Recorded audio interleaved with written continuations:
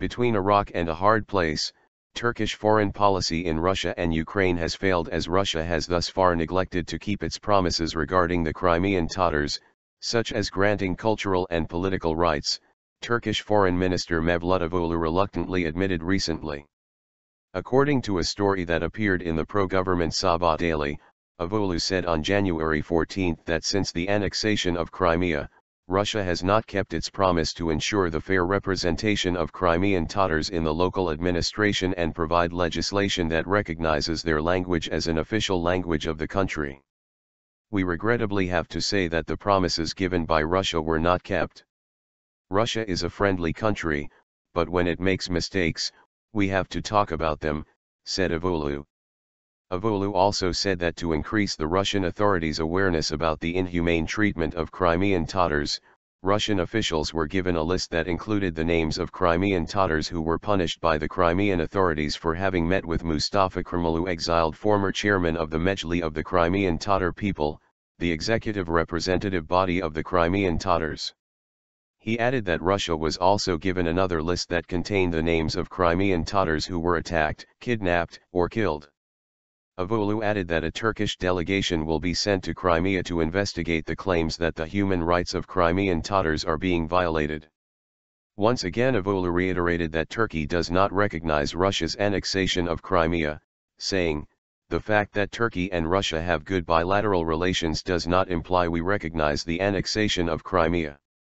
Veteran diplomat and former deputy of the Nationalist Movement Party, MHP, Deniz Bulgaba told Sunday's Zaman that the government's foreign policy has failed to address the victimization of the Crimean Tatars. Turkey has left Crimean Tatars on their own. The government talks boastfully when it comes to claiming that they protect their relatives living abroad. Avolu is not in a position to complain about Russia's failure to keep its promises, otherwise, he would naturally be asked, "What did you do?" The so-called balanced policy pursued towards Russia is just another name for sheer carelessness, and this botch-up, said Bulgaba. Russia annexed Crimea from Ukraine in March, during which Turkey watched the annexation process warily due to concerns about the fate of Crimea's Turkic Tatar community. Turkey has tried to follow a balanced policy with Russia, as it is the country's key energy supplier. When Russia annexed Crimea, Turkey underlined the importance of preserving Ukraine's territorial integrity, political unity, and sovereignty, a sign of its opposition to the secession of Crimea. However, it refrained from directly confronting Moscow, preferring to call for dialogue toward a resolution.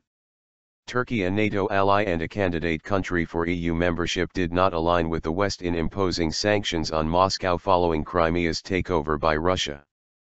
The issue of Crimean Tatars was also on the agenda during Vladimir Putin's meeting in Ankara with President Recep Tayyip Erdogan in December of last year.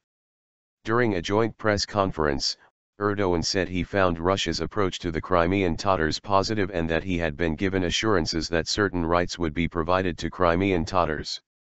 Erdogan also said that Russia was ready to address other issues regarding the Turkic group. Putin had moreover stated after Crimea's takeover that Moscow would protect the human rights of the Crimean Tatars and support their economic and cultural development. But the facts on the ground do not offer much optimism in this regard.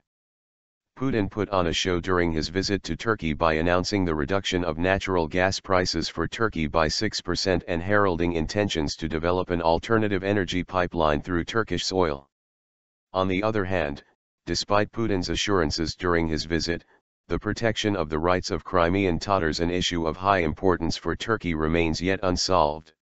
Since the annexation of Crimea, Crimean Tatars have been murdered, discriminated, and insulted, while their representative organs and educational, cultural and religious establishments have been subject to repression. 7 Tatars have vanished since the annexation of Crimea, including 3 who had been active in demonstrations calling for the region to remain part of Ukraine. 2 of those abducted were later found dead, while the others remain missing. Additionally, the Mevlüt of the Crimean Tatar people was dissolved and its top figures Mustafa Kemal and Rafat Shubarov, as well as a number of Turkish imams, were expelled from the country. Furthermore, the Crimean Tatar TV channel was raided by police and some of their personnel were ousted from their positions. Thousands of Crimean Tatars have left their homeland for fear of persecution and have sought refuge in Ukraine. Tatars see Russia's annexation of Crimea as illegal and want to continue living under Ukrainian rule. The UN's report on the human rights situation in Ukraine released in November of last year also revealed that Crimean Tatars' freedoms in the areas of access to information, expression, assembly, religion, and liberty of conscience have been widely violated. The situation in Crimea was marked by persistent acts of intimidation targeting the Crimean Tatars, as well as those who opposed the March referendum or were critical of the de facto authorities. As a result, the number of people leaving Crimea is constantly increasing, said the UN report, issued by the Office of the United Nations High Commissioner for Human Rights, UNHCR. Turkey overlooks political disagreements to maintain relations with Russia. Lias Kamalıoğlu, an academic from Mimar Sinan Fine Arts University, told Sunday's Zaman that despite the fact that the Turkic minorities living abroad expect the Turkish government to adopt a harsher stance against the violations of their rights, Turkey will not live up to these expectations as it does not have enough power to do so. He also stressed that Turkey prefers to overlook political disagreements with Russia in order to maintain economic relations, which have flourished over the last decade. In the last 10 years, Turkish and Russian relations flourished.